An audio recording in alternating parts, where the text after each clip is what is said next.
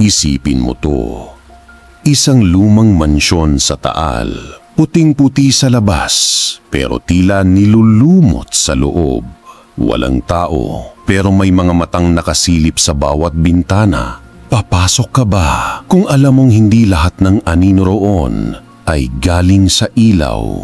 Sa kwentong ito, ating bibigyan ng kasagutan ng mga tanong na tila nabaon sa limot. Sino si Catalina? Ano ang lihim ng salamin? At bakit kailangang may isang taong mawala para maibalik ang katahimikan sa loob ng White House ng Taal? Kaya bago ka matakot, panoorin mo muna. Dahil baka sa dulo ng kwento, ikaw na mismo ang maniwalang hindi lahat ng multo ay dapat katakutan. Biniding, huwag kalimutang i-like, i-subscribe at i-share ang video na to mula sa channel nating Salindilim, kung saan ang bawat kwento ay may itinatagong dilim at sariling liwanag. Tuloy-tuloy lang hanggang dulo dahil baka ang sagot sa tanong mo ay nasa huling kabanata. Ang lihim ng White House sa Taal. Unang kabanata, ang paanyaya. Walang kaabog-abog ang pagtunog ng notification sa cellphone ni Erica habang nakaupo siya sa labas ng coffee shop. May hawak na iced matcha at nakatambay lang, scroll sa Instagram. Yo Erica, road trip Taal, White House, overnight. G? Galing kay Cedric, ang pinaka-spontaneous sa barkada nila. Napakunot noo si Erica. White House? Sa Taal? Hindi ba yun yung bahay na may issue na may nagpaparamdam? Pero bago pa siya makareply, pumasok na sa group chat ang isang litratong blurred pero creepy. Mansyon na kulay puti, may itim na bintana, at sa likod nito, tila may anino ng babaeng nakasilip mula sa pangalawang palapag. Bro, ano yan? Tanong ni Jake, isa pa sa barkada. White House daw, haunted mansion, heritage something, may access tayo. Yung tito ni Jom, landlord ng nagbabantay. At gaya ng typical na tropa na mahilig sa thrill, hindi na sila nagtanong ng marami. Walang itinerary, walang plano, basta may sasakyan, may camera at may courage. G. Sabadong umaga, 5 silang magkakasama sa SUV ni Cedric. Tulog si Camille sa likod, si Jake ay naka-headphones habang nanonood ng horror TikToks at si Erica pinagmamasdan lang ang Taal Lake habang lumalapit na sila sa bayan. Habang binabaybay nila ang makitid at makurbang kalsada ng Taal, nagsimulang bumigat ang ulap sa langit. Parang uulan pre, sabi ni Jom habang nagmamaneho. Mas okay, mas atmospheric, sagot ni Cedric, parang director ng horror film. Pagdating nila sa mismong heritage town, para silang pumasok sa ibang panahon. Ang mga bahay, puro bato at kahoy, may bintanang kapis at makikitid na kalye. Sa gitna ng mga iyon, tumambad ang White House, puting-puti pero may kalumaan. Parang pintura lang ang bago, pero ang kaluluwa ng bahay, lumat pagod na. Tahimik ang paligid, walang ibang bahay sa tabi nito.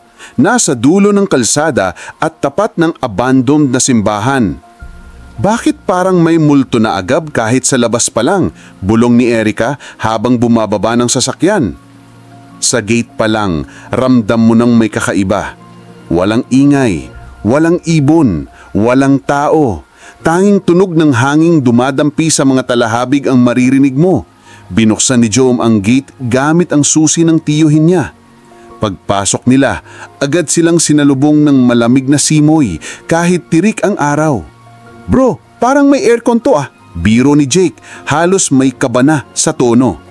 Sa loob, tumambad ang grand staircase na spiral, chandelier na medyo alikabok na at mga lumang larawan sa dingding. May babae sa frame, maputla, may itim na bestida at walang ngiti. Ang mga mata nito ay parang tumititig sa'yo habang gumagalaw ka. Huwag niyo akong lolokohin ha, baka may paprang kayo dito, sabi ni Camille, ngayon ay gising na gising na. Legit to, wala kaming props. Authentic haunted yan, tawa ni Cedric. Habang naglilibot sila, napadpad si Erika sa isang silid sa kaliwa. Mababa ang ilaw, may lumang piano sa sulok at isang bintana na may lace na kurtina. Binuksan niya ang pinto ng dahan-dahan, ik, sabay malutong na tunog ng hinges. Pagpasok niya, may mabangong samyon ng bulaklak, jasmine. Pero wala namang vase o halaman. At sa kisame, may konting tumutulo. Hindi tubig, kulay kalawang. Guys, halika kayo dito, sigaw ni Erika. Pumasok ang grupo, tumingala sila at sabay-sabay silang napatigil. Sa kisame, may linyang pulang-pula na parang gumuguhit pababa. At sa ilalim ng kisame ay isang antigong salamin ang naka-frame.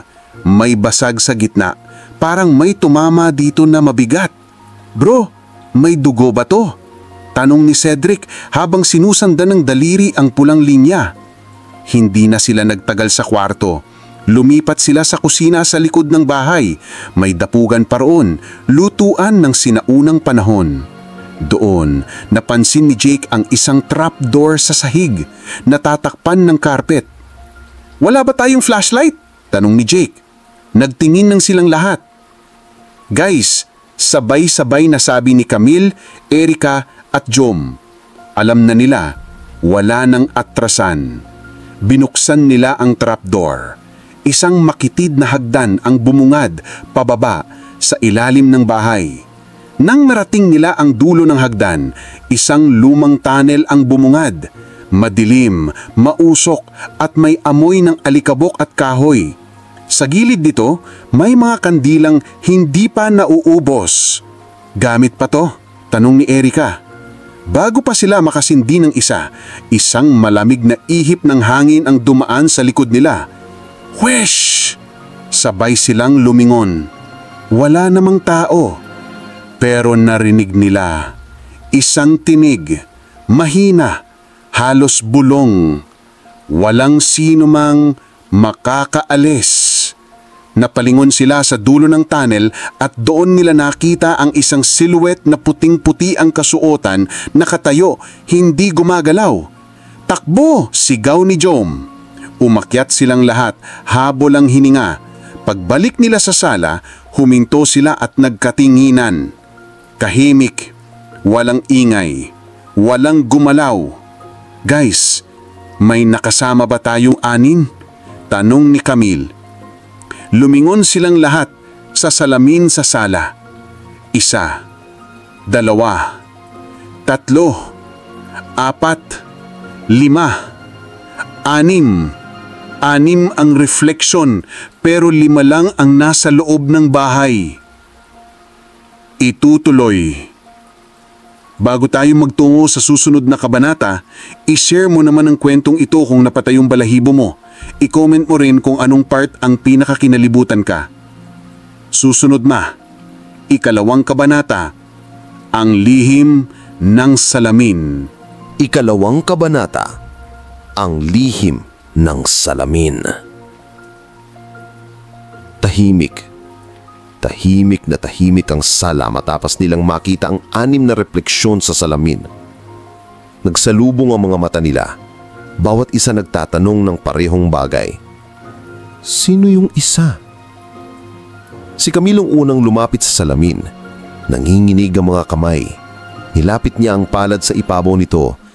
Hindi pa man niya nahawakan ng salamin, bigla itong nabalutan ng hamog. Parang huminga ito. May tumayong balahibo sa batok ni Jake. Bro, hindi to normal, bulong ni Jake.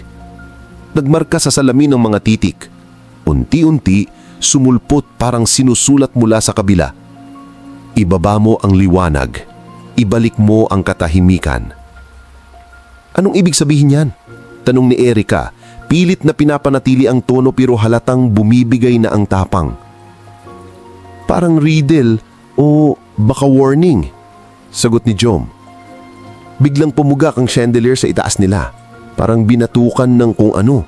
Tapos nagsimulang mag-flicker ang lahat ng ilaw sa paligid. Cut the power now. utos ni Cedric. Tumakbo si Jake sa labas para hanapin ang power source ng bahay. Matapos ang ilang minuto, dumilim ang buong bahay. At doon, muling lumamig ang paligid pero mas malamig na, parang may nagyiyelong humihinga sa batok nila. Lumabas sila sa jeep para huminga ng mas preskong hangin. Hindi pa man sila nakakalayo, may napansin si Erica sa bandang kanan ng mansyon. May bintanang bukas. Pero ang mas nakakatakot, hindi ito nabuksan kanina. Hindi ba nakasara yan? Tanong ni Camille. Baka hangin lang yan, sagot ni Cedric. Pilit na nagmamatigas kahit halatang kinakabahan na rin siya. Pero habang nakatingin sila, may dahan-dahang lumitaw na anino sa likod ng kurtina. Isang babae. Mahaba ang buhok, maputla. At nakatayo lang. Parang pinagmamasdan sila. Napalunok si Jom. Huwag niyo akong sabihing may extra guest tayo. Let's go back. Tingnan natin yung kwarto kung saan nakaharap yung bintana. Mungkahi ni Erica. Umakyat sila sa ikalawang palapag. Habang nilalakad nila ang hallway, naririnig nilang parang may sumasabay na yapak sa likuran. Pero wala silang makitang tao. Nang marating nila ang kwarto, wala itong pangalan o label. Bukas ang pinto at sa loob, naroon ang lumang vanity table na may malaking salamin. Pero kakaiba ito. Ang frame ng salamin may ukit na mga simbolo at numero. At sa ibabaw ng mesa may isang journal. Pinulot ni Erica ang journal. Binuksan ito at nabasa nila. Oktubre 14, 1902. Muling lumitaw si Catalina. Hindi siya nagsasalita. Tinitigan niya akong buong gabi. Sabi nila, hindi siya nalamayan ng tama. Namatay siyang hinihintay ang asawa mula sa digmaan. Ngayong gabi, pinanood niya akong natutulog at gumising akong nakaukit ang pangalan niya sa salamin. Catalina? Tanong ni Camille. Sino siya? Baka siya yung babaeng nakita natin sa bintana. Sagot ni Cedric. Habang nagsasalita sila, nag-crack ang salamin sa vanity table. Pero hindi ito nabasag. Lumitaw lang ang isang guhit na parang hugis ng mata. Tingin niyo ba, trap siya sa salamin? Tanong ni Jake. Naisipan nilang kunin ang journal at bumalik sa sala. Ngunit pagdating nila, may bago na namang sulat sa malaking salamin. May kasamang hindi dapat lumapit. Lisanin ang bahay bago maghating gabi. Napatingin sila sa orasan. 9:09 pa lang ng gabi. May 3 oras pa. Hindi to coincidence. May pinapahabol yung spirito, sabi ni Jom. Anong ibig sabihin ng may kasamang hindi dapat lumapit? Tanong ni Camille. Lahat sila nagtinginan. At doon, napatanto ni Erica, 6 nga silang naroon ngayon, pero baka hindi lahat sila tao. Maya-maya, tumunog ang isang antikong music box mula sa ikalawang palapag. Walang sumindi, walang humawak. Hindi to prank, Cedric, ha? Tanong ni Jake bigla ang seryoso. Promise ako, bro, wala akong dalang speaker. Umakyat sila muli. Sa isang kwarto, nakita nilang bukas ang isang antikong kahon. Umiikot ang balerina. Tumutugnog ito ng malalungkot na himig. At sa tabi nito, may sulat. Ang muling pagbukas ng musika ay hudyat ng pagbabalik. Biglang bumukas ang lahat ng pinto sa itaas. Boom! Boom! Boom! Isa-isa, sabay-sabay. Downstairs! Bilis! Sigaw ni Jom. Pagkababa nila, bumunggad sa kanila ang chandelier sa sala, umiikot mag-isa at ang salamin nagsimulang maglabas ng usok. Sa loob ng usok, unti-unting lumitaw ang imahe ng babaeng may mahabang buhok at maputlang mukha. Catalina, bulong ni Erica. Lumapit si Catalina sa loob ng salamin, parang may gustong sabihin. Ngunit bago pa siya makalapit, pumigil ang imahe, may humila sa kanya mula sa loob. Isa pang anino, isang lalaki, itim ang suot at tila galit na galit. Boom! Pumutok isang bumbilya. kinumislap ang lahat at sabay-sabay silang napatumba sa sahig, nawalan ng malay. Itutuloy. Bago tayo magpatuloy sa kwento, i-like mo muna ang kwentong ito kung nabiting ka sa revelasyon na yon. At huwag kalimutang i-share ito sa mga tropa mong mahilig sa multo. Mag-iwan ka rin ng comment kung anong sa tingin mo ang totoong koneksyon ni Catalina sa salamin. Ikatlong kabanata, ang banta sa dilim. Nang magkamalay si Erica, madilim pa rin ang paligid. Nakahandusay siya sa malamig na sahig ng sala habang ang iba ay unti-unting nagkakagisingan. Ang salamin ay tahimik na muli, parang walang nangyaring kababalaghan. Guys, anong nangyari? Garalgal na tanong ni Camille, hawak ang ulo. May babaeng lumitaw, tapos sinundan ng lalaki. Parang sinisilo siya pabalik. Sagot ni Jom habang pinupunasan ng dugo sa gilid ng kanyang labi. Nadulas pala siya sa pagbagsak. Lumapit si Cedric sa salamin. Wala na roon ang usok. Pero ang basag, mas lumalim. Sa sahig, may bagong mensahe na nakaukit na parang ginamitan ng kuko. Pinigilan siya. Hindi siya ang masama. Siya ang babawala. Napasinghap si Erica. Akala nating multo si Catalina na nananakot pero baka siya pala ang nagbabawala sa atin sa mas masahol. Teka, may lalaki sa salamin. Di ba? Yung humila sa kanya? Tumanggo si Camille. Oo, yung mukha niya parang sunog o putol. Hindi natin makita ng buo. Habang iniisip pa nila ang nangyari, biglang may malakas na kalampag mula sa itaras. Parang may nabasag na muebles. Nagtinginan sila. Tahimik. Boosh! Isang antigong aparador ang bumagsak mula sa itaas. Dumiretso sa gilid ng hagdan. Agad silang napatakbo sa itaas. Bit-bit ang flashlight ni Cedric. Nang marating nila ang hallway, bukas na ang isang silid sa dulo na kanina'y sarado at nakalak. Pagpasok nila, amoy amag at lumang papel ang sumulubong. Sa gitna ng silid, may malaking kama. Sa ulunan nito, may larawan ng lalaking nakatingin diretso sa kamera. Sa baba ng larawan, Don Gregorio Agoncillo, 1870. Teka, siya ba yung lalaki sa salamin kanina? Napatingin silang lahat sa mata ng larawan. May kakaiba. Parang totoo. Parang gumagalaw. Biglang nagdilim ang kwarto. Flashlight lang ang naging ilaw nila. Isa-isa, nagsimulang mag-flicker ang mga ito hanggang sa tuluyang mawalan ng baterya. Sabay-sabay silang napatigil nang marinig ang garalgal na tunog ng paghinga mula sa lukok ng kwarto. Sabay sindin ng light ni Enika. Walang tao. Pero sa kama may nakaukit gamit ang tila matalim na bagay. Pagbabawalan ng liwanag, sa dilim, siya ang hari. Napaatras si Jom. Huwag niyo kong sabihing siya yung lalaking humila kay Catalina. Yap, sagot ni Cedric at parang ayaw niya kahit sa anong liwanag. Napagdesisyonan nilang bumaba at i-check ang tunnel na nakita nila sa kusina.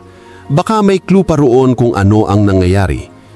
Pagdating sa kusina, binuksan nila ulit ang trapdoor. Mas malamig ngayon, mas mabigat ang hangin. Nang bumaba sila, ramdam nila na parang may mata sa paligid. Pagdating sa ilalim, napansin ni Jake ang ukit sa pader. Sinaunang baybayin. Teka, may kilala akong app sa phone na pang-translate ng baybayin. Na-scroll niya ang kamera sa ukit at lumabas ang resulta. Dugo, katahimikan, sumpa, pagbabalik. Bra, tanging sabi ni Cedric. Maya-maya, napansin ni Erica ang isang kahon sa sulok. Luma na, yari ng Nara. Binuksan nila ito. Laman ng kahon, mga gamit pambinyag, kandila, maliit na krus at isang laruan. May sulat. Kinuha niya ang anak namin. Isinumpa niya ang salamin. Nakaligtas ako. Si Catalina. Hindi. Biglang humampas ang pinto mang tunel. Nagsarang kausa. Muli silang lumingon. Sa dulo ng lagusan, may nakatayo namang anino. Pero ngayon, mas malinaw na. Itim ang kasuotan, sunog ang balat, walang mata. Umakyat silang muli, habol hininga. Habang papalapit sa sala, naririnig na nila ang tunog ng piano. Tinugtog ulit yung lumang music box, Melody. Sa loob ng sala, ang salamin ay tila buhay, umiilaw. Parang nabubuhay ang loob nito. At sa harapan ng salamin, may nakasulat na gamit ang dugo. Ikaw ang susunod. Itutuloy. Bago tayo magpatuloy sa kwento, mag-iwan ka ng comment kung sino sa tingin mo ang hari sa dilim. Huwag kalimutang i-share ang kwentong ito sa tropang mahilig sa kababalaghan. Like mo na rin kung di mo na kayang bitawan tong kwento. Susunod na, ika-4 na kabanata, ang palatandaan sa gabi. Ika-4 na kabanata, ang palatandaan sa gabi. Tumigil ang oras. Nakaharap silang 5 sa salamin, na ngayon ay hindi na lang basta salamin. Isa na itong portal. Ilaw na parang apoy ang lumiliyab mula sa loob at tila gumagalaw ang loob nito na parang may sariling mundo. Sa gitna, ang mga salitang "Ikaw ang sunod" ay unti-unting natutuyo sa anyo ng dugo. Teka, sino yung ikaw? Tanong ni Camille, nanginginig na ang boses. Ano to, Final Destination vibes? Dagdag ni Jake, pilit na nagbibiro kahit nanginginig na rin ng tuhod. Hindi, parang sinisilip tayo. Pinipili kung sino ang mahina. Sagot ni Erica habang pinagmamasdan ang sarili sa salamin. Baka sinusubok tayo. Lumapit si Cedric sa vanity journal na naiwan nila sa taas. Pagbalik niya, binasa niya ang susunod na entry. Kung sino man ang makabasa nito, huwag mong hayaang maging madilim ang buong bahay. Ang salamin ay buhay lamang kapag may takot, at ang takot ay parang apoy. Kapag pinalakas, susunugin ka. Huwag nating hayaang lumamon to ng takot natin. Kailangan nating manatiling kalmado. Pero mahirap yon dahil habang binabasa niya ang huling linya ng journal, narinig nila ang pag-ungol mula sa kusina. Hindi ungol ng tao. Ungol ng hayop o halimaw. Takbo silang lahat balik sa kusina. Pagbukas nila ng ilaw, wala naman. Tahimik. Pero sa sulok, may kumikislot, maliit na parang anino pero gumagapang. Nang sinundan nila ito ng flashlight, bigla itong nagbago ng hugis. Naging kamay. Isang kamay na humihila sa sarili palabas mula sa pader. "Takbo!" sigaw ni Jom. Pagtakbo nila papunta sa sala, biglang bumukas lahat ng kabinet sa kusina ng sabay-sabay. Lumipad ng mga lumang kutsara, plato, mga gamit, parang may galit ang bahay. Pagbalik nila sa sala, naroon na naman ang imahe ni Catalina. Pero ngayon, hindi na siya naglalakad. Nakatingin na siya kay Camille. "Bakit ako?" Usal ni Camille na paatras. Tumayo si Erica sa harap niya. Baka di ako ang tinutukoy, baka gusto lang niyang magpakita. Pero lumitaw ulit ang usok sa salamin at sa usok ay may bagong mensahe. Siya ang may dalang liwanag, kaya siya ang pinapalayas. "Liwanag?" tanong ni Jom. "Anong meron kay Camille?" Tahimik si Camille, pinagmasdan niya ang sarili tapos bigla nang naalala. "May suot akong relic, galing sa lola ko. Galing ito sa simbahan dito sa Taal." Sabay puha sa kwintas na may maliit na krus. Biglang pumiglas ang salamin, parang itong sumigaw, at ang apoy sa loob ay tila nag-alab pa. Doon na nila na-realize may koneksyon si Camille sa kung anong enerhiya ang kinatatakutan ng bahay. at mukhang siya ang itinataboy ng salamin o kung sino man ang naroon sa loob. Baka siya lang ang makakapagtigil nito, bulong ni Erica. Tumando si Camille pero halatang takot. Hindi ko alam kung anong meron ako pero handa akong subukan. Ayoko nang matulog dito nang may sumisilip sa salamin. Nagdesisyong silang manatili sa sala hanggang madaling araw, kung saan ayon sa journal nanghihina ang mga espiritu. Naglatag sila ng kandila sa paligid ng salamin. Inilagay ni Camille ang relic sa ilalim ng frame ng salamin. Tumigil ang apoy sa loob. Tahimik. Maya-maya, muling lumitaw si Catalina. Pero hindi na siya malungkot. Nakangiti na siya ngayon. May inabot siya mula sa loob ng salamin. Isang piraso ng papel. Inabot ito ni Camille. Ang lihim ng gabi ay nasa pintuan ng simbahan. Doon niyo malalaman ang katotohanan.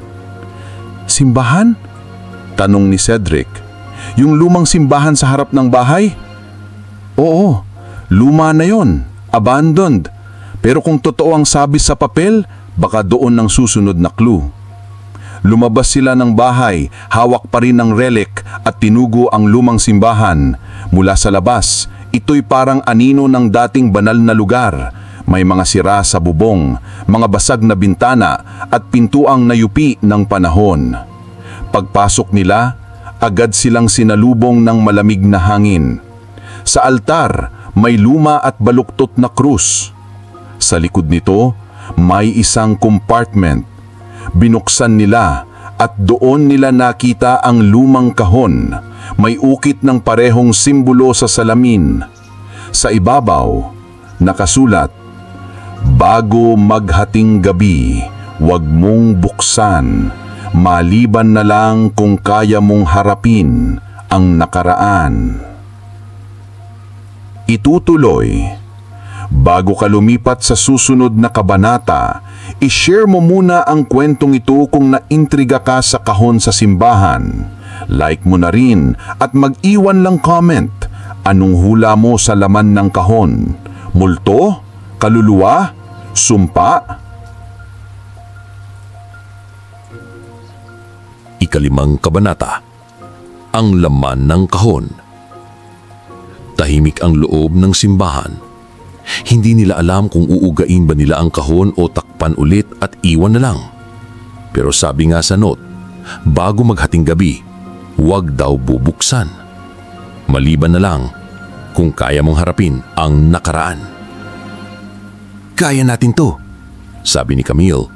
Hawak pa rin ang relic na tila unti-unting umiinit sa kinulaig.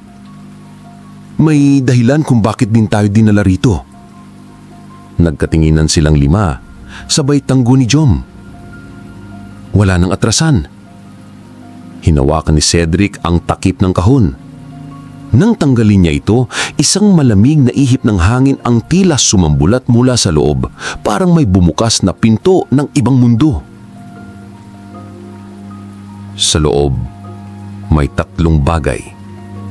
Isang lumang larawan ng isang batang lalaki, mga 5 taon pa lang, nakasuot ng lumang barong, at may sulat sa likod. "Anak ko, patawad."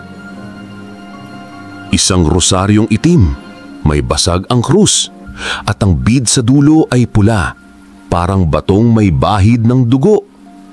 At ang pinaka nakakakilabot, isang baby shoe, kulay puti, na may mga punit at bahid ng lumang dugo. Napasinghap si Erica. Bata ang pinanggalingan ng kwento. Baka anak ni Catalina, usal ni Camille. O baka siya ang kinuha ng hari sa dilim, dagdag ni Jake. Maya-maya, unti-unting lumiwanag ang loob ng simbahan. Hindi galing sa araw, hindi rin mula sa labas. Galing ito sa gitna ng altar. Ang krus ay nagsimulang lumiwanag ng malamlam, parang binubuhay ng presensya ng mga gamit na hawak nila. At sa kisame ng simbahan, nagsimulang magpakita ang mga anino, parang memorya. Isang eksena ang lumitaw sa harapan nila. Isang babae, si Catalina, umiiyak habang kinukuha ng isang lalaking nakaitim ang kanyang anak. Sa paligid nila, may mga taong nanunood lang, walang ginagawa. At sa huli, inilagay ng lalaki ang bata sa loob ng salamin. "Yun ang salamin sa bahay," sigaw ni Cedric. "Yung salamin na parang may buhay," dagdag ni Erica. Doon nila nakuha ang buong larawan. Ang bata ang isinakripisyo. Inilagay sa salamin bilang kapalit para hindi lumaganap ang dilim. At si Catalina, sumumpa para bantayan ang anak habang nasa loob ng salamin, habang buhay. Parang ginawa siyang bantay, tagabantay ng sumpa, bulong ni Camille. At tayo, baka tayo ang nakakagising ng dilim ulit dahil sa pagpasok natin. Muling tumunog ang rosaryo. Oo, tumunog. Parang pulso na dumaramba sa palad ni Camille. Ang relic sa kanyang laig ay nagningning. May paraan para mailigtas ang bata. Kaya niya tayo ginabayan. Kaya siya nakangiti kanina. Biglang may nagsalita mula sa likod nila. Tinig na mahina, parang hininga. Ngunit hindi lahat ay pwedeng mabuhay nang walang kapalit. Lumingon sila. Walang tao. Pero sa salamin ng altar, lumitaw ang lalaking nakahitim, nakangiti, punit ang labi, sunog ang kalahating mukha. At sa bakbakan niya, nandun ang batang umiiyak, parang nasa loob ng kulungan ng apoy. Isang kaluluwa kapalit ng isa, yun ang batas. Anong ibig sabihin yan? Kailangan ng kapalit? Tanong ni Jake, halos hindi makalunok. Baka kailangan ng sakripisyo, sagot ni Camille, unti-unting napapaisip. Para makalaya yung bata. No way! Hindi pwede yan. Di ba? May ibang paraan. Di tayo magbibigay ng kaluluwa. Biglang nagsara ang pinto ng simbahan. Lahat ng bintana pumutok. Pumasok ang usok sa loob at ang hangin ay nagsimulang umikot ng mabilis, parang buhayo. Sa gitna ng simbahan, nagbukas ang sahig at mula doon sumulpot ang mga kamay na parang putik at abo. Kumakapit, humihila. Guys, humigit kayo! Hinila ni Camille ang relic mula sa kanyang liig, tinaas ito sa ere at parang apoy, nagbuga ito ng liwanag na tumutulak sa mga aninong sumusulpot. Nag-freeze ang lahat. Sa katahimikan, muling lumitaw ang sulat sa loob ng kahon. Pero ngayon lang nila ito nabasa ng malinaw. Kung ang batay dapat mabuhay, ang may taglay ng liwanag ang kailangang pumili. Lumingon siyang lahat kay Camille. Itutuloy. Kung ramdam mo ang bigat ng desisyon na kailangang gawin ni Camille, i-share mo ang kwentong ito at itag ang tropa mo na dapat makabasa nito. Mag-iwan ka rin ng comment. Sa tingin mo ba ay isasakripisyo niya ang kanyang sarili para sa bata? Ika-6 na kabanatat, ang pasya. Tahimik ang lahat. Nakatayo si Camille sa gitna ng simbahan, hawak ang relic na parang may sariling buhay. Umiilaw, umiinit, at tila kumakabog kasabay ng tibok ng puso niya. Sa paligid, naroon pa rin ang imahe ng batang umiiyak sa loob ng salamin, habang sa tabi nito, ang lalaki, ang hari sa dilim, nakangiti. Hilakbot ang mukha pero tagumpay ang ngiti. Parang alam niyang sa wakas, may desisyong malapit ng gawin. "Huwag, Camille!" Mariing bulong ni Cedric habang lumalapit sa kanya. Di natin alam kung totoo yung sinasabi ng multo na yan. Baka trick lang. Tumulo ang luha ni Erika. Baka may ibang paraan. Baka may clue pa tayong di pa nakikita. Pero hindi na sila pinakinggan ni Camille. Tumingin siya kay Catalina na ngayon ay nakatayo sa tabi ng altar sa gilid ng salamin. Ang mukha nito puno ng luha pero tila may payapang liwanag na rin. Naglakad si Camille palapit sa altar, bit-bit ang relic. Tinitigan niya ang bata sa loob ng salamin. Kung totoo man to, kung totoo ngang kailangan ng kapalit, ako na lang. Sa mismong sandaling hawak niya ang relic sa ibabaw ng kahon, biglang bumukas ang sahig ng simbahan sa kanyang paanan. Isang liwanag ang sumambulat mula sa ilalim, mainit na puting liwanag na hindi nakakapaso, parang bumabalot lang ng kabuuan niya. Camille! Sigaw nila. Lahat sila kumilos para pigilan siya pero biglang tumigil ang oras. Hindi literal. Parang nahinto ang paligid. Walang hangin, walang tunog. Parang nahulog sila sa isang vacuum ng oras at alaala. At doon nila narinig ang tinig ni Camille. Hindi mula sa bibig, galing sa relic, galing sa mismong kaluluwa niya. Hindi ako takot. Ang takot ay parte ng liwanag. At kung liwanag ang kailangan para mapalaya siya, sige, ako na. Pagbalik ng normal na paligid, wala na si Camille sa altar. Pero ang bata, nasa labas na ng salamin, nakaupo sa harap nila, nakatitig at ngumiti. Bumagsak ang salamin sa altar, nagkabasag-basag ito at mula sa pagkabiyak, isang pulang usok ang lumabas pero hindi na ito usok ng dilim. Mainit na amoy ng insenso at kandiha, may halong bulaklak, jasmine. Camille? Bulong ni Erika halos di makahinga. At mula sa kaliwang bahagi ng simbahan, isang malamlam na imaheng lumitaw. Si Camille, nakangiti, parang payapa. Pero hindi na siya tao. Nakadamit puti, may liwanag sa ulo. Hindi multo, pero ni hindi ring normal na kaluluwa. Pinili niya, kusang loob. Di siya inagaw, kaya di siya ginapos. Pinalaya niya ang bata at sarili niya. Dagdag ni Cedric habang pinupunasan ng luha. Dumapit ang bata kay Erika, iniabot ang kamay. Tapos sabay silang naglakad patungo sa labas ng simbahan. Habang palayo sila, unti-unting naglalahos ang bata hanggang sa nawala na lang ito sa hangin. Ang relic, nahulog sa sahig, basag. Tapos na. Pagbalik nila sa White House, hindi na ito amoy lumang bahay.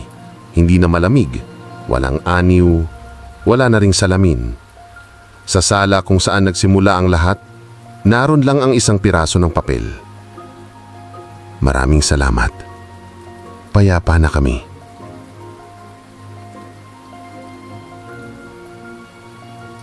Itutuloy pa. Nabitin ka ba? Bago tayo magpatuloy, i-like mo muna ang kwento kung naramdaman mo ang sakripisyo ni Camille. Share mo na rin to sa mga kaibigan mong may Camille energy, handang magsakripisyo para sa iba. At huwag kalimutang mag-comment kung sa tingin mo, babalik pa si Camille. Susunod na, ikapitong kabanata, ang di nakikitang sugat. Ikapitong kabanata, ang di nakikitang sugat. Lumipas ang ilang araw. Tahimik ang Taal. Parang walang nangyari. Walang nagsabing may nawala. Walang balitang may multong nagpakita. At ang White House, nananahimik. Walang gustong lumapit. Para bang sa panlabas, ayos na ang lahat. Pero para kina Cedric, Erika, Jake at Jom, hindi ganun kadali. Hindi basta mawawala ang trauma, lalo na't isa sa kanila ang hindi na nila kasama. Si Camille. Hindi lang basta kaibigan. Siya yung puso ng grupo. Laging may kwento, laging may ayos ang plano, laging handang bumidbit ng sobra, literal man o emosyonal. At ngayong wala na siya, parang kulang ang bawat hakbang, bawat kwento, bawat tawa. Napanaginipan ko siya, sabi ni Erica habang nakaupo sa baranda ng bahay nila. Hawak ang lumang rosaryo na nakaligtas sa lahat ng gulo. Si Camille ba? Tumanggo siya. Oo, hindi siya nagsalita. Pero nakatayo siya sa ilalim ng puno ng santol sa likod ng simbahan. Hawak niya yung relic. Pero may bago. Ano? Tanong ni Jake. May hawak siyang bata at binigay niya yung bata sa akin.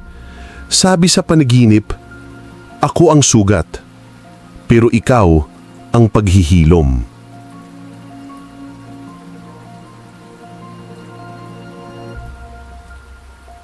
Tahimik ang lahat. Kinabukasan, nagdesisyon silang na bumalik sa simbahan. Hindi para mag-imbestiga, hindi para makita ng multo, pero para dumalaw. Pagdating nila sa dating altar, naroon pa rin ang basag na sahig kung saan lumitaw ang liwanag noon. Walang usok, walang halimaw, wala ring bata. Pero may bago. Isang ukit sa bato ng altar. Kung saan may sugat, doon nagsisimula ang liwanag.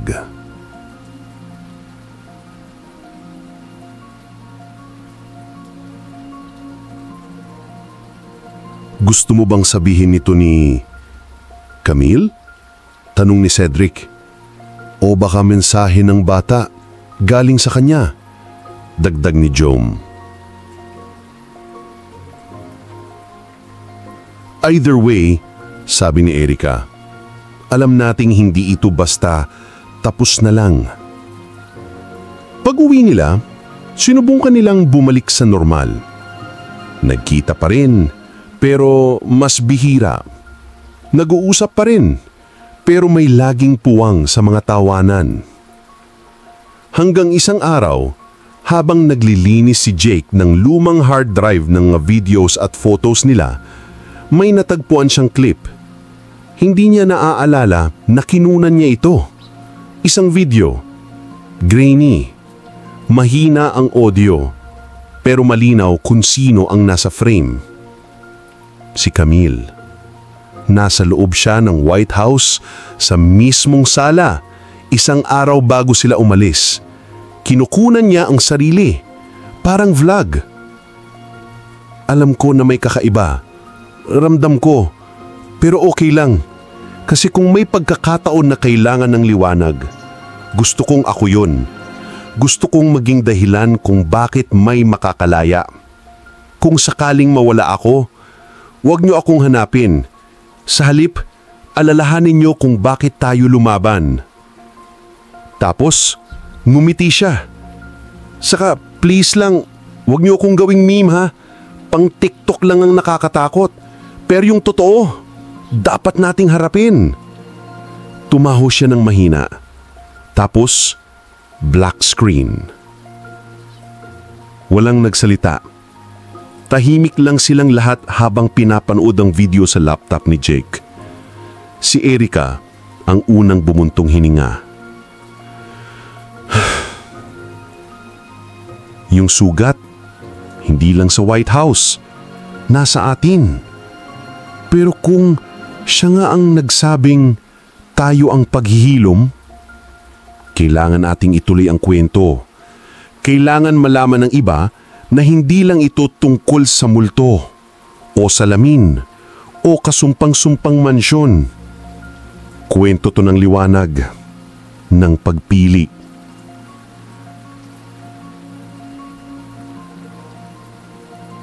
At doon nagsimula ang bagong misyon ng grupo. Hindi para takutin ang tao, kundi para ikwento ang totoo. Hindi lahat ng kaluluwa ay nananakot. At hindi lahat ng sugat ay halata. Pero lahat ng sugat pwedeng maging simula ng liwanag.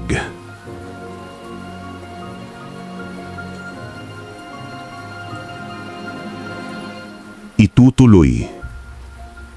Kung naluha ka man o nagbuntong hininga sa kabanatang ito, i-share mo na ang kwentong ito sa mga kaibigan mong malapit sa puso mo.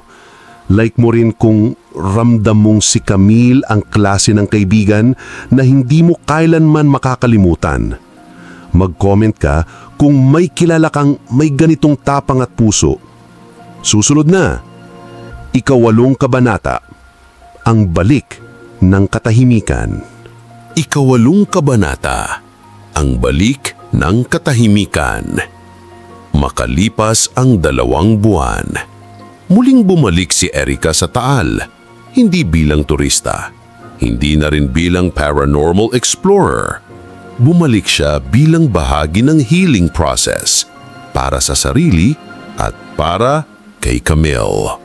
Naglalakad siya ngayon mag-isa sa kalye ng Heritage Town. Tahimik, hindi tulad ng dati. Ang mga bahay nananatiling eleganteng luma pero may bago sa pakiramdam. Hindi na mabigat ang hangin. Hindi na malamig ang silong. Wala na ang dating tensyon na parang may matang naninilip. Paglapit niya sa White House, tumigil siya saglit. Andun pa rin ito. Puting-puti pero hindi na mapangilabot. Sa halip, parang may kalmadong katahimikan na yumayakap sa bahay. May karatula na ngayon sa gate, sa alaala ni Camille, tagapagdala ng liwanag. Napangiti si Erica, sabay patak ng luha sa kanyang pisngi. Binuksan niya ang gate, walang kandado. Inanyayahan na yata siya bumalik. Pagpasok niya, inikot niya ang bahay. Walang halimaw, walang anino, walang malamig na simoy. Pero may iniwang bakas.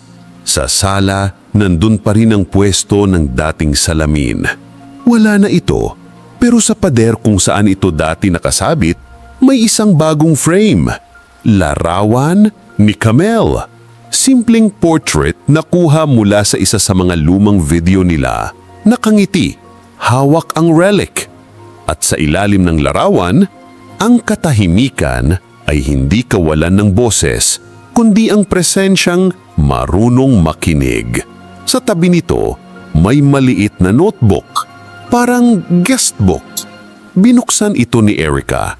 Laman ng mga pahina, sulat mula sa mga bumibisita, mga estudyanteng curious, historian na natuwa sa heritage preservation, mga lokal na naniniwalang may ginawang mabuti ang espiritu sa bahay. Isang entry ang tumatak. Akala namin haunted, pero hindi pala. Pinoprotektahan. Nakausap namin si Catalina sa panaginip. Sinabi niyang bayapa na siya. Salamat sa babaeng may liwanag. MT. Naglakad si Erica paakyat ng hagdan. Ngayon ay malinis na at walang alikabok. Dumiretso siya sa silid ni Catalina. Pumasok siya. Tahimik pa rin. Sa vanity, may maliit na envelope. Naka-address para sa mga babalik. Binuksan niya ito. Laman, isang bagong sulat. Kung nabasa mo ito, salamat sa pagbabalik. Hindi lahat ng bahay ay tahanan. Pero salamat sa iyo, ang White House ay isa na muli. Dito na nagsimula ang liwanag. Dito rin ito mananatili. Paglabas niya sa silid, naramdaman niya ang malamlam na liwanag ng hapon. Bumaba siya, huminto sa may hagdan at sumulyak muli sa larawan ni Camille. Mamimiss kita, pero alam kong narito ka pa rin.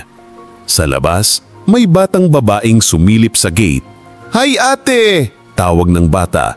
Dito po ba yung bahay na may kwento ng liwanag? Tumanggo si Erica. Oo. Gusto mo bang marinig yung buong kwento?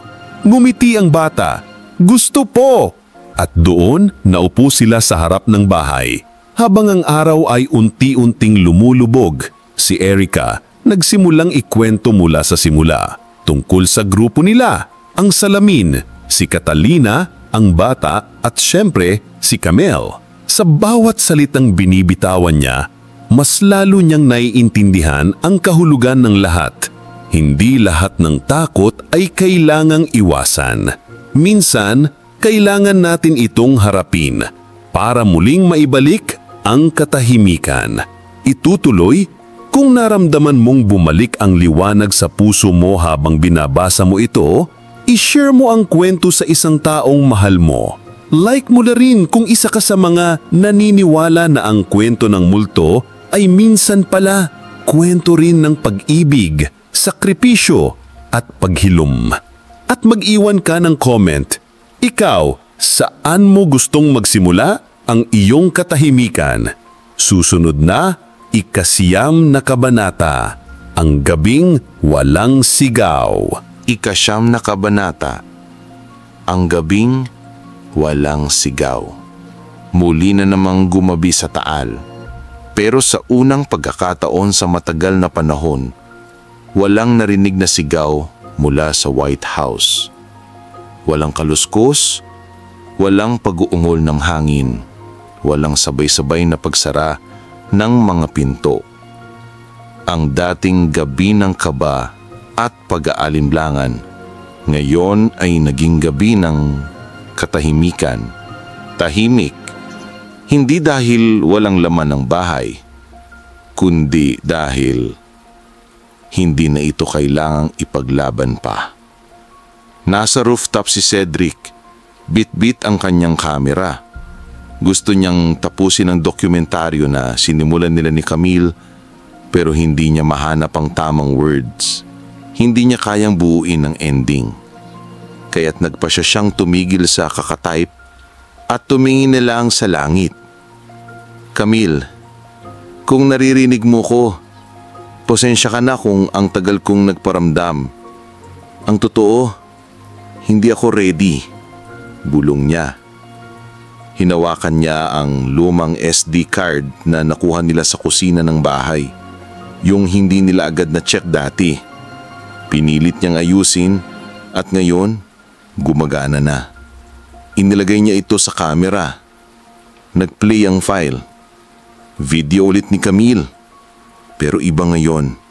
Nasa labas siya ng bahay. Umaga. Mainit. Malakas ang hangin. Kapag napanood mo to, Cedric, ibig sabihin buhay ka pa. So congrats bro. Tawa siya. Yung tawang typical kay Camille. Parang tinatakpan lang yung kabang nararamdaman. Hindi ako sure kung anong mangyayari. Pero kung totoo yung nararamdaman ko, baka may piliin.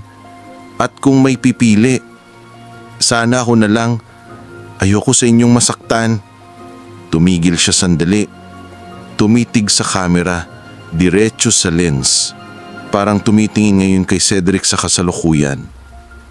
Kung mabalik man ang katahimikan sa bahay na to, huwag mong kalimutang ikwento ang buong totoo. Huwag mo lang gawing takutan. Gawin mong paalala na may mga taong pinipiling maging ilaw kahit mas madaling tumakbo. Na-freeze ang screen. Tahimik. Si Cedric, hindi niya na napigilang mapahilak. Hindi yung dramatic na iyak sa pelikula. Yung tipong hindi mo alam kung tawa, hinga o buntong hininga ba yun. Natawa siya. Ikaw talaga, Camille. Huling-huli mo pa rin kami. Bumaba siya sa sala kung saan naroon pa rin ang larawan ni Camille. Doon, nag-set up siya ng projector. Tinawagan niya sila Jake, Erica at Jom. Pagdating ng gabi, sabay-sabay silang naupo sa sala ng White House. Parang dati, pero iba na ngayon. Walang takot, walang kaba. Nag-play ang dokumentaryo. Walang jump scare, walang nakakatakot na score, walang maluluntong na sigaw. Kwento lang, totoo, tahimik, malalim, tungkol sa bahay, sa multo, sa salamin sa batang niligtas, at sa babaeng pumiling maging ilaw sa gitna ng dilim. Sa huli ng video, may huling mensahe si Camille. Alam niyo bang pinakamanakakatakot? Hindi yung multo, hindi yung bahay, kundi yung hindi ka nakapagpaalam. Kaya ngayon, sa video na to, nagpapasalamat ako. Mahal ko kayong lahat. At kung may multo man ako, huwag kayong mag-alala. Friendly ako. Tawa sila. Umiiyak, pero masaya. Tahimik ang paligid at sa gabing yon, walang sigaw. Itutuloy. Kung nakuha ka ng kwento sa tahimik na gabing ito, share mo naman ito sa isang kaibigan na dapat makabasa ng The Calm After the Storm. I-like mo rin kung naniniwala kang minsan hindi multo ang dapat katakutan, kundi ang mga salitang hindi mo nasabi habang may pagkakataon pa. Mag-comment ka kung anong bahagi ng kwento ang pinakagumalaw sa iyo. Susunod na, ika-10 kabanata, ang huling mensahe. Ika-10 kabanata, ang huling mensahe. Isang linggo makalipas ang gabi ng dokumentaryo. Kumalat sa social media ang kwento ng White House pero hindi bilang haunted mansion o viral horror spot. Iba ang tono, iba ang pagkakakwento, may respeto, may puso. Galing ito sa video na pinost ni Cedric. Ang liwanag sa White House, ang kwento ni Camille. Isang simpleng vlog-style docu pero tumago sa damdamin ng mga nakapanood. May mga nagpadala ng mensahe, may mga nag-comment ng parang kilala ko si Camille.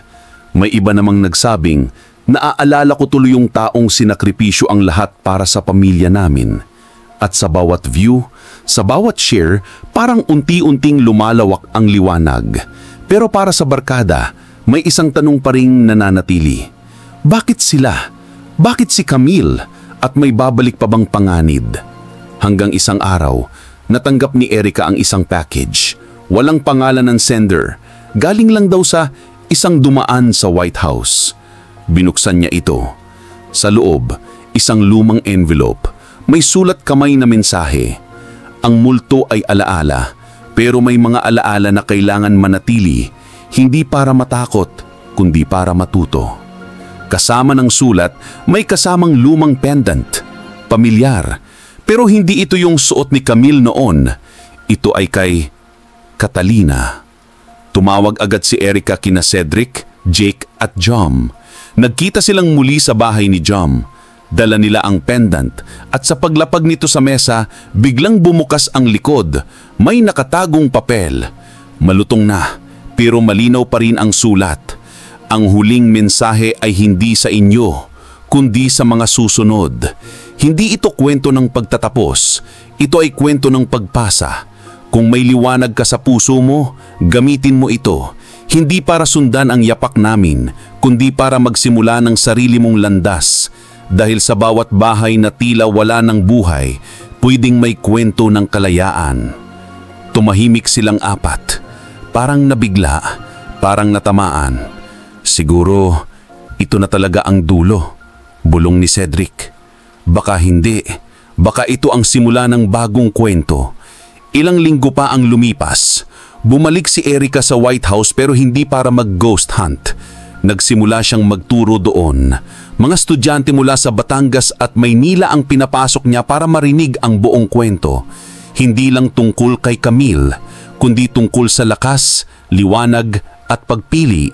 Si Cedric, ginagawa ng full-time documentary content creator. Yung iba niyang video, mga kwento ng ibang ancestral homes pero binibigyang diin ang kasaysayan, hindi kababalaghan. Si Jam at Jake naman, naglunsad ng podcast, Liwanag at Lihim, isang series na tumatalakay sa mga kwentong hindi tinuturo sa school. Guess what? First 10 episodes tungkol sa White House. At si Camille, wala man siya sa piling nila, pero sa bawat kwento, sa bawat tanong, sa bawat kabataang nakikinig sa istorya niya, buhay siya, buhay ang sakripisyo, buhay ang liwanag, at ang huling mensahe niya, hindi para sa barkada lang, para sa iyo rin. Kung sakaling maligaw ka sa isang lugar na tila nawalan ng sigla, huwag kang matakot, baka mo hindi alam, ikaw pala ang liwanag na hinihintay nito. Itutuloy. Kung tumama sa iyo ang huling mensahe ni Camille, ishare ang kwento sa mga taong naging liwanag sa madilim mong yugto. Like mo rin kung naniniwala ang bawat isa sa atin ay may papel bilang tagapagdala ng liwanag. Mag-iwan ng comment kung anong parte ng kwento ang di mo makakalimutan. Susunod na, 11 kabanata, ang pagdalaw. 11 kabanata, ang pagdalaw. Oktubre.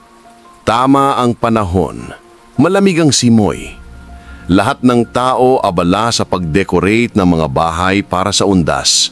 May mga kalabasa sa mga bintana, papel de hapon na itim at lila, at tunog ng mga batang nagpa-practice ng pang-undas na harana. Pero sa White House, walang palamuti. Tahimik pa rin. Parang hindi nito kailangan ng kahit anong disenyo para gunitain ang nakaraan. Sapat na ang presensya nito, sapat na ang alaala. Nasa sala si Erica kasama ang ilang estudyante mula sa isang writing workshop. Hindi na lang siya basta tagapagsalaysay ngayon. Naging gabay na rin siya para sa mga batang gustong matutong magsulat ng mga kwentong may saysay, hindi lang katatakutan. "Class," sabi niya, habang hawak ang lumang pendant ni Catalina. Ang kwento ng bahay na to hindi tungkol sa multo, kundi sa mga piniling magpaiman para magbantay, hindi para manakot. Tas kamay ang isang bata. "Ate Erica, totoo po ba na minsan pa ring nagpaparamdam si Camille?" Napangiti siya. Hindi sa nakakatakot na paraan. Pero oo, minsan. At sa labas ng bahay habang ang mga batay abala sa pagdodrawing ng mga karakter mula sa kwento, biglang humangin. Hindi malakas, hindi rin malamig, pero sapat na para pagapangin ng papel ni Erica sa lupa. Pagkakita niya sa papel, may sulat. Hindi siyang sumulat. Hindi rin galing sa bata. Pamilyarang handwriting at ang laman. Minsan hindi mo kailangan ng katawan para makadalaw. Minsan sapat na ang alaala. Napapatingin si Erica sa hagdan. Doon, sa taas, sa mismong lugar kung saan huling tumayo si Camille bago siya nawala. At sa ibabaw ng hagdan, kahit walang tao, ramdam niya si Camille. Sa mga susunod na gabi, hindi na siya nagulat kapag may biglang gumalaw na kurtina kahit sarado ang bintana. Hindi na siya natatakot kapag may amoy ng jasmine sa loob ng silid kahit walang bulaklak. Hindi na siya nagugulat kapag ang projector sa sala ay bigla na lang bumubukas at ang lumang video ng barkada ay tumutugtog mag-isa. Kasi alam niya, si Camille ay bumibisita. Hindi para magmulto, hindi para magpakita, kundi para sumama, tahimik, kalmado, presensya lang, pagdalaw. Sa dulo ng bawat araw bago isara ni Erica ang bahay, laging isa lang ang sinisiguro niyang gawin. Pumunta sa sala, tumingin sa lumang pwesto ng salamin at sabihing, "Salamat, bumalik ka ulit ha." At sa saglit na yun, sa sandaling yun, parang may malamig na kamay na dumaan sa balikat niya. Hindi nakakatakot, hindi mabigat, kundi para bang yakap. Itutuloy. Kung naramdaman mong parang binisita ka rin ni Camille ngayong gabi, i-share mo ang kwentong ito sa isang taong gusto mong dalawin, kahit sa alaala lang. Like mo na rin kung naniniwala kang hindi natatapos ang koneksyon ng mga puso kahit wala na ang katawan. Mag-comment ka kung kailan mo huling naramdaman ang pagdalaw mula sa isang mahal sa buhay. Susunod na, 12 kabanata, ang huling gabing tahimik. 12 kabanata. Ang huling gabing tahimik. Muli na namang bumalot ang gabi sa Taal. Pero hindi na ito ang uri ng dilim na may dalang panganib. Hindi na ito yung dating katahimikan na may nakaabang na bulong o yakak. Hindi na ito yung uri ng gabi na nagpapasikip ng dibdib. Iba na ang tahimik ngayon. Ito ang gabi ng pagpapaalam. Hindi dahil sa may aalis, kundi dahil sa wakas may makakapagpahinga na. Nasa loob ng White House ang apat, sina Erica, Cedric, Jake at Jom. Huling gabi nila bago ibigay ang susi ng bahay sa lokal na pamahalaan. Gagawin na itong official na cultural site. May mga plano na para gawing mini museum. May audio tour at exhibit ng kwento ni Camille. Pero ngayong gabi, para sa kanila ito, tahimik. Walang kamera, walang audience. Barkada lang.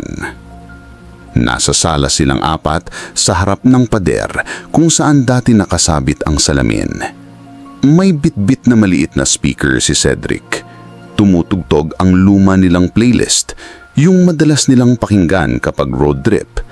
May Paramore, may Eraserheads, may UDD. Habang humihigop na kape si Jom, bigla siyang nagsalita. Naaalala niyo nung una tayong pumasok dito? Akala natin vlogging content lang. Turns out, lifetime memory pala. Or trauma, singit ni Cedric sabay tawa. Pero worth it? Tahimik si Erica. Tinititigan niya lang ang pendant ikatalina na nakasabit na ngayon sa isang maliit na stand sa gitna ng sala. Lumapit siya roon, sabay kuha sa isang sulat na sinulat niya ilang araw na ang nakalilipas. Ang huling sulat kay Camille. Binasa niya ito. Tahimik lang ng mga kaibigan. Camille, hindi ko alam kung naririnig mo pa kami. Pero kung oo, gusto naming malaman mo na hindi kami natakot sa huli. Oo, natakot kami nung una. Pero sa bandang dulo, mas namingibabaw yung pagmamahal namin sa'yo. Yung respeto namin sa pinili mong gawin. Ikaw ang dahilan kung bakit naririto pa kami.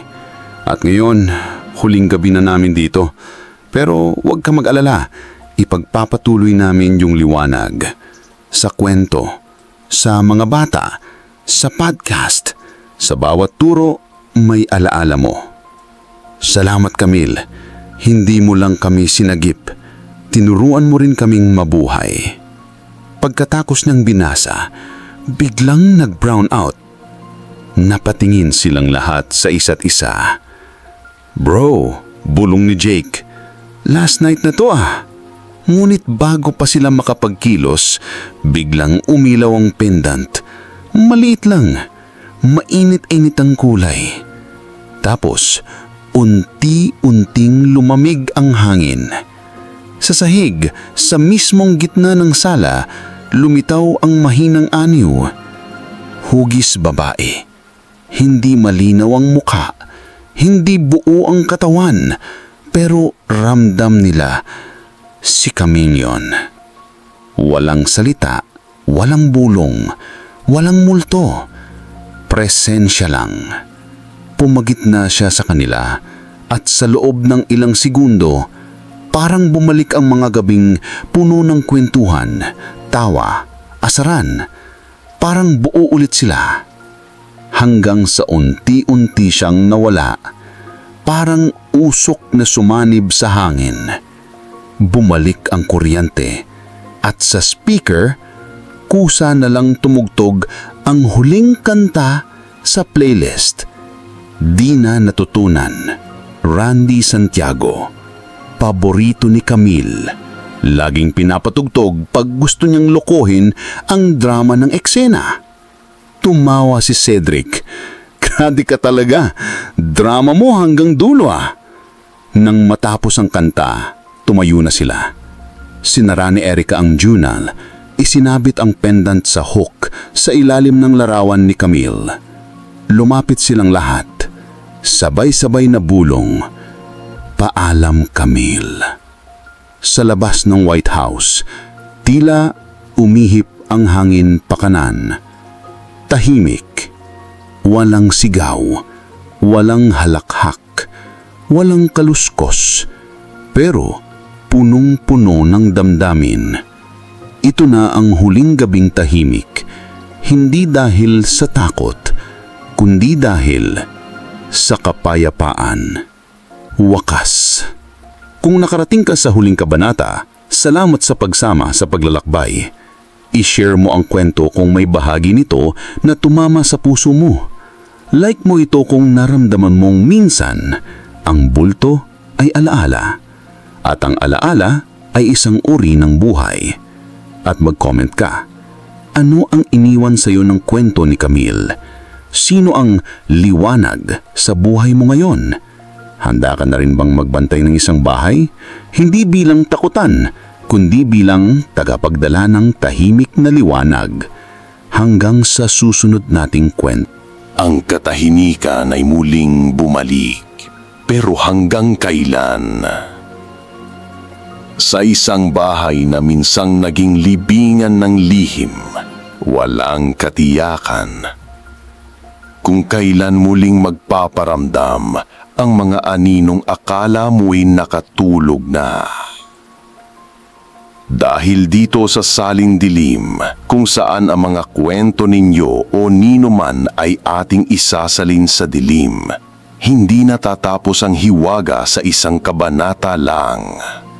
Para malaman mong kung may bagong kwentong ating isasalin sa dilim, i-like ang video, mag-subscribe at i-turn on ang notification bell. At kung may sarili kang kwentong hindi mo pa kayang ikwento ng maliwanag, ipadala mo sa amin. Baka ito na ang susunod naming isalin sa Saling Dilim.